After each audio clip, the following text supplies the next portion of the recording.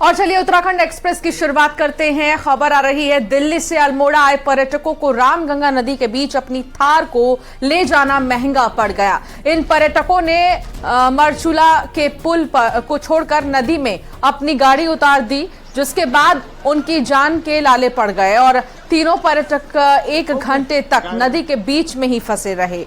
युवकों ने जैसे ही अपनी जीप नदी में उतारी, नदी के तेज बहाव में जीप बहने लगी और तीनों उसी में फंसे रहे। गनीमत ये रही कि जीप आगे जाकर एक पत्थर पर रुक गई।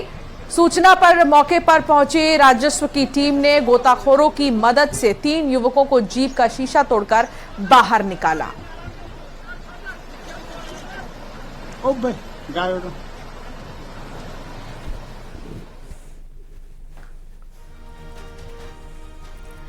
उत्तराखंड में मंगलवार दोपहर भूकंप के तेज झटके महसूस किए गए। दोपहर तकरीबन 2:52 पर पहाड़ से मैदान तक भूकंप महसूस हुआ।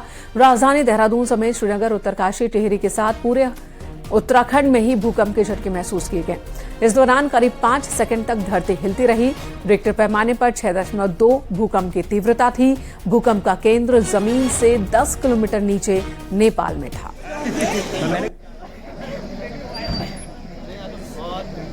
कुछ देर पहले जनपद में भी भूकंप के झटके महसूस किए गए, जिसका जो केंद्र बिंदु था वो नेपाल बताया जा रहा है, जिसमें लगभग पूरे उत्तर भारत में महसूस किए गए झटके। जनपद में सभी कुशलता है और अन्य क्षेत्रों में भी जानकारी ली जा रही है कि कहीं किस टाइप से कोई नुकसान तो नहीं है।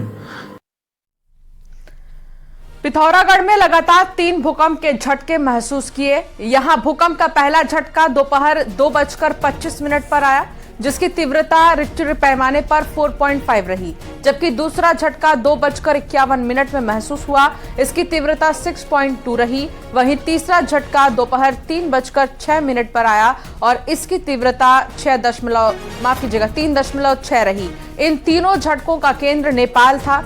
पिथौरागढ़ के कई हिस्सों में एक के बाद एक कई बार भूकंप के झटके महसूस किए गए, लेकिन नुकसान की कहीं से भी कोई खबर नहीं है।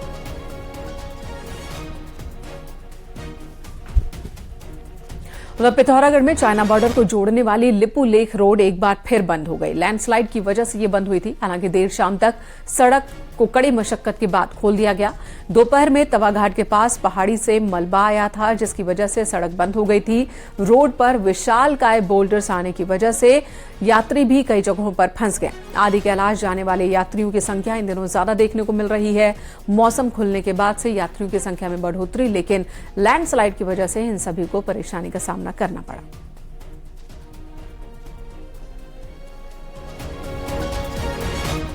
देहरादून में 3 अंतर्राज्यीय नशा तस्करों को गिरफ्तार किया गया है। 55 लाख की स्मैक के साथ रुद्रपुर चौक से 3 तस्करों को अरेस्ट किया गया है। एसटीएफ की एनटीएफ टीम ने कार्रवाई की है। वहीं पकड़े गए आरोपियों में यूपी रोडवेज बस का ड्राइवर भी है, जो अपने साथियों के साथ मिलकर तस्करी करता था।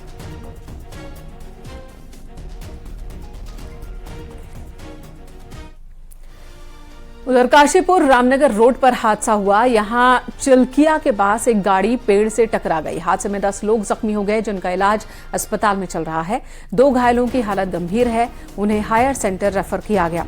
गाड़ी दिल्ली से सरायखेत पौड़ी जा रही थी। ये रात लगभग 3:30 बजे 112 पर सूचना आई थी कि काशीपुर रामनगर रोड पर चिल्किया पावर हाउस के पास एक इको वैन जो है पेड़ से टकराकर क्षतिग्रस्त हो गई है, जिसमें 8 लोग, हमारे ड्राइवर और 2 बच्चे सवार थे। तो उसमें एक व्यक्ति जो है बुरी तरह फंस गया था, जिसे फायर सर्विस को बुलाकर मौके पर उसको निकाला गया। ऋषिकेश में खड़क माफी गांव में 70 बीघा जमीन पर माफियाओं के कब्जे पर हाईकोर्ट सख्त है।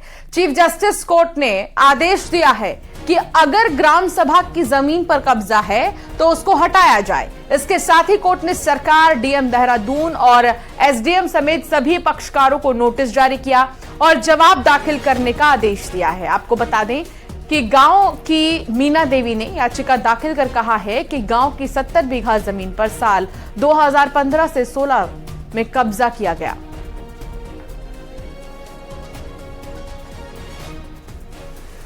बहुमूल्य भूमि है, उस पर जो कब्जे हुए हैं उनको कोर्ट ने एग्जामिन करने के लिए कहा डिस्ट्रिक्ट मजिस्ट्रेट को, और अगर ये पाया जाता है कि अतिक्रमण है तो उनको हटाने के भी आदेश दिए।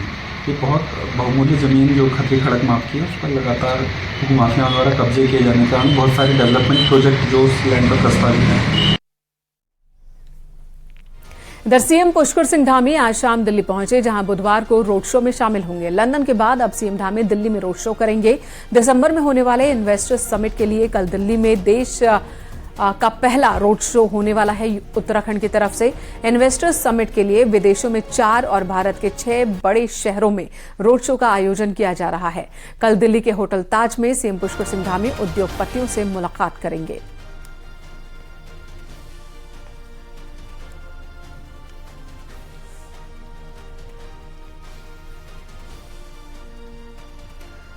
उत्तराखंड सरकार ने एक बड़ा फैसला लेते हुए प्रदेश की जेलों में बंद कैदियों की मजदूरी बढ़ा दी है।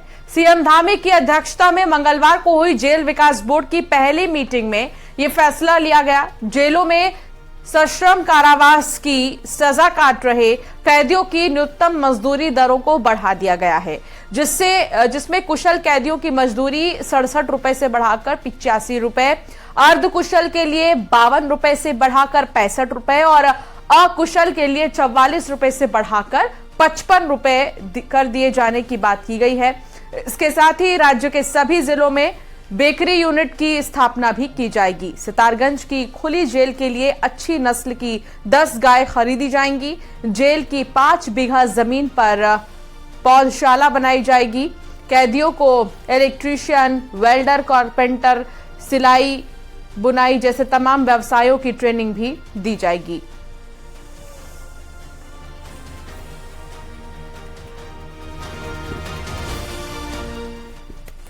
पीएम मोदी का पिथौरागढ़ दौरा प्रस्तावित है। वहीं पीएम के दौरे को लेकर सेना ने ट्रायल लैंडिंग की है। इस दौरान सेना के MI-17 हेलीकॉप्टर को सुरक्षित ज्योलिंगकांग हेलीपैड पर उतारा गया। पीएम मोदी 11 और 12 अक्टूबर को आदि कैलाश के दर्शन के लिए जाने वाले हैं। आदि कैलाश करीब 18,000 फीट की ऊंचाई पर है। आदि कैलाश जाने के लिए पीएम का हेलीकॉप्टर पहले ज्योलिंगकांग उतरेगा। पीएम की सुरक्षा को देखते हुए सेना ने अभी से इस इलाके में हेलीकॉप्टर उतारने का अभ्यास शुरू कर दिया। ज्योलिंगकांग में एक बड़ा हेलीपैड भी बनाया गया है।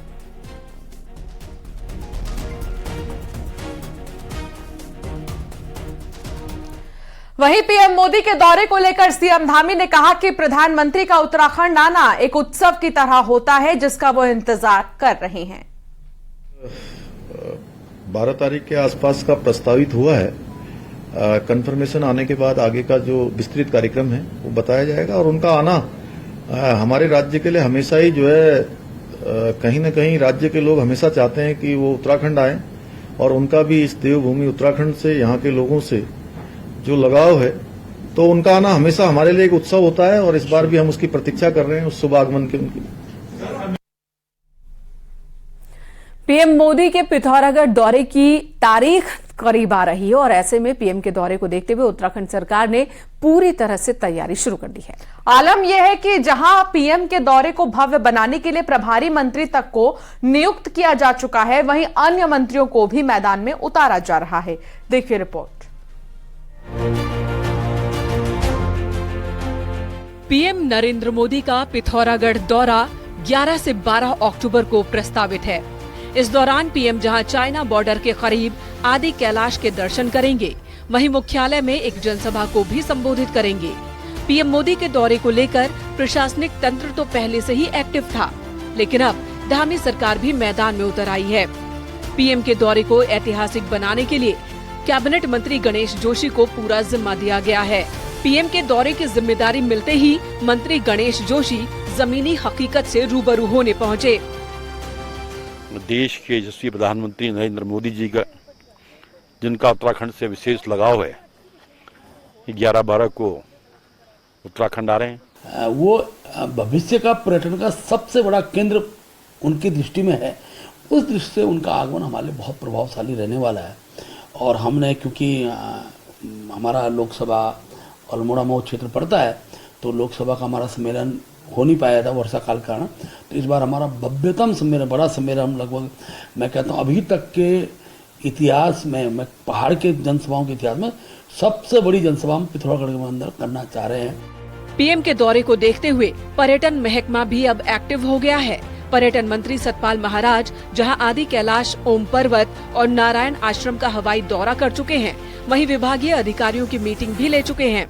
पर्यटन महकमे को उम्मीद है कि पीएम नरेंद्र मोदी के दौरे के बाद आदि कैलाश, ओम पर्वत और नारायण आश्रम को पूरी दुनिया में एक अलग पहचान मिलेगी।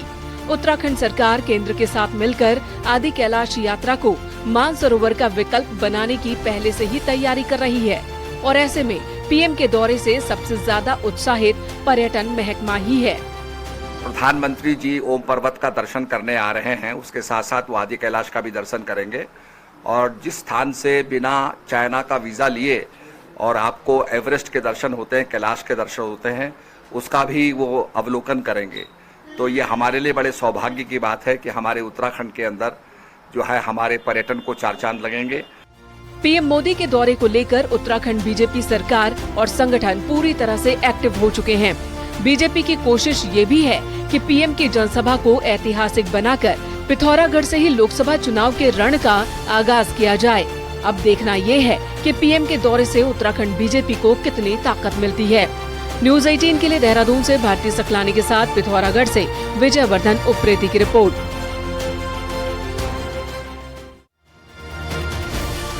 बिहार में जातिगत जनगणना पर पूर्व सीएम त्रिवेंद्र सिंह रावत ने कहा कि ये समाज को तोड़ने का एक षड्यंत्र हो रहा है। पीएम मोदी देश को एक करने का प्रयास कर रहे हैं, राष्ट्रवाद के लिए सभी को एक कर रहे हैं। इंडी गठबंधन ये समाज को विभाजित करने का काम कर रहा है, ये अपनी राजनीतिक रोटियां सेक रहे हैं। अगर इसको टोटलिटी में हम देखें तो ये समाज को तोड़ने का एक षड्यंत्र हो रहा है कि समाज को विभाजित किया जाए। जहां नरेंद्र भाई मोदी देश को एक करने का प्रयास कर रहे हैं, राष्ट्रवाद के लिए सबको इकट्ठा कर रहे हैं, वहीं ये जो इंडिया नाम का गठबंधन हुआ है ये समाज को विभाजित करने का काम कर रहा है। इसके अलावा इनकी और कोई भी नेक मंशा नहीं है। समाज विभाजित हो और ये अपनी राजनीतिक रोटियां सेकें, इसलिए इस तरह की बयानबाजी कर रहे हैं। इधर लोकसभा चुनाव से पहले किसानों के मुद्दे पर हरिद्वार सांसद रमेश पोखरियाल निशंक और हरिद्वार लोकसभा से कांग्रेस के दावेदार हरीश रावत में वार पलटवार शुरू हो चुका है। हरीश रावत ने लोकसभा चुनाव से पहले किसान एजेंडा जारी करने की बात कही, तो वहीं सांसद रमेश पोखरियाल निशंक ने उनके इस बयान पर पलटवार किया और कहा कि कांग्रेस में दम ही नहीं। निशंक ने कांग्रेस से पिछले 60 सालों में किसानों के लिए किए गए काम बताने की चुनौती दे दी है। जगह जगह लड़ रहा है, अपनी आवाज उठा रहा है, हमको इस बात की खुशी है और हम उस आवाज को और ताकत देने का काम करेंगे और इस सरकार को मजबूर करेंगे। यदि ये सरकार नहीं मानी तो हम एक किसान एजेंडा जारी करेंगे चुनाव के वक्त में 2024 से पहले। उनको तो सब एजेंडे जारी करने चाहिए और साथ साथ में ये भी लिख देना चाहिए कि हमारी सरकार 50-60 साल तक रही, उन्होंने क्या क्या कर दिया और वो भी रहे होंगे। जो भी कांग्रेस शासन में क्या हुआ तब हम जवाब देंगे। एक उनके एजेंडा का वो दम नहीं है उनमें। आने वाले दिनों में हल्द्वानी को एक नई पहचान मिलने जा रही है और इसी पहचान को लेकर गर्मा रही है यहां की सियासत। दिखाते हैं आपको इस रिपोर्ट के जरिए।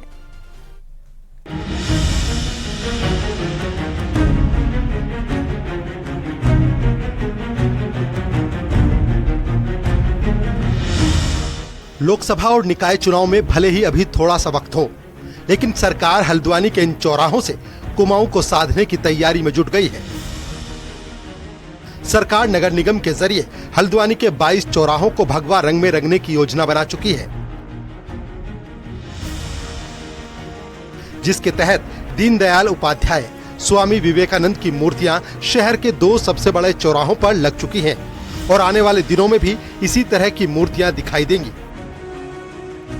ऐसे में कांग्रेस इस पूरी कवायद पर सवाल उठा रही है। हल्द्वानी को कुमाऊं का प्रवेश द्वार कहा जाता है। ऐसे में चौराहों पर लगी मूर्तियां एक बड़ा संदेश देती हैं। केवल अपने आरएसएस के आकाओं को खुश करने के लिए, क्योंकि अब चुनाव का समय आ रहा है, टिकट का खेल होगा। अगर केवल आरएसएस के आकाओं को खुश करने के लिए सारे प्रयास हो रहे हैं तो शहर का सौंदर्यीकरण नहीं हो रहा है, अपनी व्यक्तिगत राजनीति को आगे बढ़ाने का प्रयास हो रहा है। तो ये बड़ी शर्मनाक बात है। हल्द्वानी नगर निगम के मेयर ने चौराहों पर जो दक्षिणपंथी नेताओं और विचारकों की मूर्तियां लगाने की योजना बनाई है, वो कांग्रेस के गले नहीं उतर रही। ऐसे में मेयर कांग्रेस को नसीहत दे रहे हैं। और जो लोग भी कह रहे हैं कि विवेकानंद जी, स्वामी विवेकानंद जी, पंडित दीनदयाल उपाध्याय जी, ये सब एक बहुत बड़े विचारक हैं।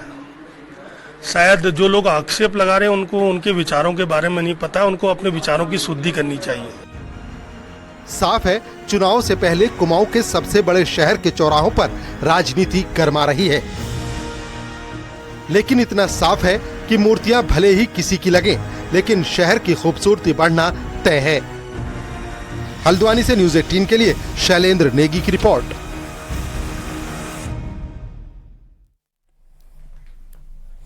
और चलिए आगे बढ़ते हैं, पहाड़ की 10 बड़ी खबरों पर नजर डालते हैं। पौड़ी कोटद्वार हाईवे पर दुगड्डा रोड पर सड़क हादसा हो गया। हादसे में पिकअप गाड़ी खाई में गिर गई, 2 लोग जख्मी। रुड़की में अंबर तालाब में एक नवविवाहिता ने घर में फंदे से लटक कर दी जान। पुलिस ने शव को कब्जे में ले लिया है और जांच जारी।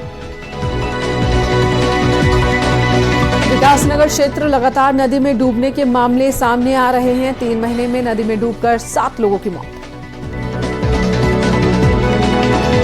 देहरादून में मोहित नगर में देर रात हथियार बंद बदमाशों ने घर में घुसकर लूट की घटना को अंजाम दिया। घर में रखी नकदी और सोने की ज्वेलरी लेकर फरार हो गए बदमाश। नैनीताल पुलिस ने 3 घटनाओं का खुलासा किया। बेताल घाट में चाकू से हमला करने वाले को गिरफ्तार किया। ओकल कांडा में 22 सितंबर की घटना का भी खुलासा। 2 किलो चरस के साथ तस्कर गिरफ्तार। अल्मोड़ा के विकास भवन में जिला विकास समन्वय और निगरानी समिति की बैठक हुई, जिसमें सांसद अजय टम्टा ने केंद्रीय योजनाओं की समीक्षा की। ऋषिकेश में नेपाली फार्म तिराहे को लेकर श्यामपुर क्षेत्र तक नेशनल हाईवे पर लगातार जाम, जिसके खिलाफ प्रदर्शन हुआ। व्यापारियों ने प्रशासन का पुतला दहन किया। उत्तराखंड में कुत्तों के आतंक से निजात दिलाने के मामले में हाईकोर्ट ने नाराजगी जाहिर की है और ईओ और डीएम नैनीताल को अवमानना का नोटिस दिया। अल्मोड़ा में विकास भवन के गेट पर द्वाराहाट से ब्लॉक प्रमुख धरने पर बैठ गए। काफी देर अधिकारियों के मनाने के बाद धरना समाप्त किया। बैठक में बात नहीं सुनने से नाराज थे।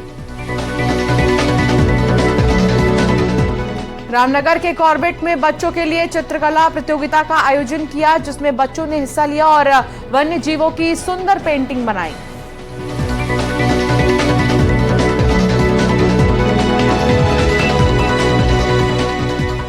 इस साल डेंगू के अभी तक 2700 से ज्यादा केस आ चुके हैं, जबकि 16 मरीजों की मौत हो चुकी है। लगातार कोशिश के बावजूद डेंगू की स्थिति जस की तस बनी हुई है। स्वास्थ्य विभाग ने मानसून पर इसका ठीकरा फोड़ा है।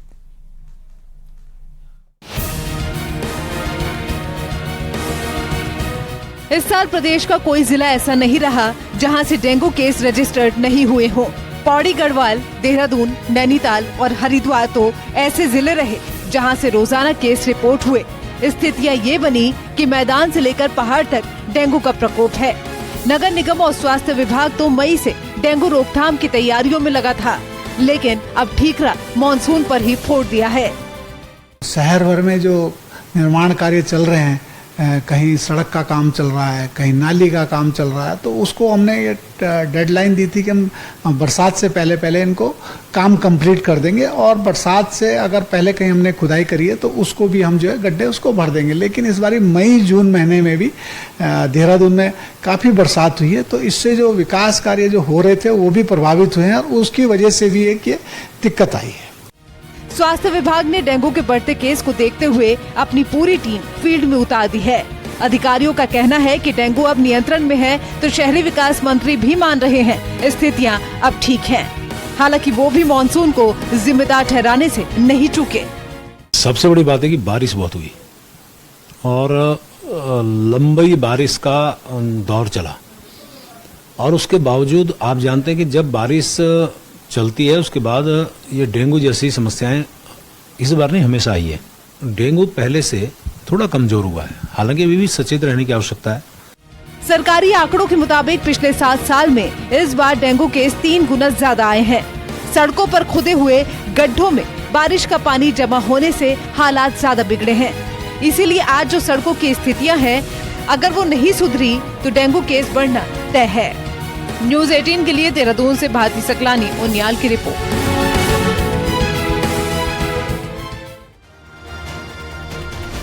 पौड़ी पुलिस अब तक नीरज फॉरेस्ट रिजॉर्ट के संचालक को पकड़ नहीं पाई है, जो अपने रिजॉर्ट में बेखौफ अवैध कसीनो चला रहा था। पुलिस ने 11 दिन पहले अवैध कसीनो से 32 आरोपियों को धर दबोचा था, लेकिन 11 दिन बीत जाने के बाद भी रिजॉर्ट के मालिक को गिरफ्तार नहीं कर पाई है। रिजॉर्ट में अवैध रूप से कसीनो चल रहा था। एसएसपी पौड़ी श्वेता चौबे का कहना है और उन्होंने दावा किया है कि रिजॉर्ट संचालक को जल्दी पकड़ लिया जाएगा। इसके लिए पुलिस की टीम संभावित ठिकानों पर दबिश दे रही है। थाना लक्ष्मण झूला क्षेत्र में जो है पुलिस द्वारा एक अच्छी कार्रवाई करते हुए जो अवैध रूप से कसिनो संचालित किया जा रहा था एक रिजॉर्ट के अंदर, उसे पकड़ा गया था और उसमें 33 लोगों की जो है गिरफ्तारी की गई थी। इसमें अन्य जो अभियुक्त गण हैं उनकी गिरफ्तारी हेतु लगातार दबिश दी जा रही है और हमारी टीम्स भी जो हैं कुछ बाहर भी गई हैं, दिल्ली की तरफ भी, तो उसमें भी जांच कार्रवाई जारी है। राजधानी पुलिस ने देहरादून में फर्जी चल रहे मेडिकल स्टोर पर कार्रवाई की, जिसमें 21 मेडिकल स्टोर बिना लाइसेंस के चल रहे थे और 98 मेडिकल स्टोर पर फार्मासिस्ट नहीं थे, जिसकी एक रिपोर्ट तैयार करके पुलिस ने ड्रग विभाग को भेज दी है। वहीं पुलिस की कार्रवाई से ड्रग्स विभाग असहज महसूस करने लगा है और पुलिस की कार्रवाई पर सवाल उठाते हुए सुप्रीम कोर्ट की गाइडलाइन का उल्लंघन करार दिया है। क्योंकि जब हमें ये पता चला कि उसमें 100 के करीब ऐसे लोग हैं जिनके पास वैलिड लाइसेंस नहीं है, एक्सपायर हो चुका है या फार्मासिस्ट नहीं है, तो हमने वो रिपोर्ट बना के ड्रग कंट्रोलर को इसलिए भेजी है कि वो अपने हिसाब से नियमानुसार इन पर कार्रवाई करें और जो अनाधिकृत रूप से या कभी चोरी छिपे ऐसी कोई एक्टिविटी में लगे हैं, चूंकि हमें सूचनाएं लगातार जब हम पकड़ते हैं तो प्राप्त होती हैं कि इस तरह के नशीले कैप्सूल इंजेक्शन कहीं न कहीं कुछ मेडिकल स्टोर से निकल रहे हैं, तो ये सूचना बनाकर कुछ दिनों पहले जो है न्यूज पेपरों के माध्यम से ये पता चला कि पुलिस कार्रवाई कर रही है और उन दुकानों पे कार्रवाई जो लाइसेंसी हैं। तो क्योंकि सुप्रीम कोर्ट ने एक आदेश पारित किया कि section 32 drug and cosmetic act में केवल औषधि निरीक्षक ही सक्षम अधिकारी है दुकानों को जांच करने के लिए, सैंपल लेने के लिए। उत्तराखंड की खबरों में इतना है। यहां रुकेंगे एक छोटे से ब्रेक के लिए। आगे भी खबरों का सिलसिला जारी रहेगा।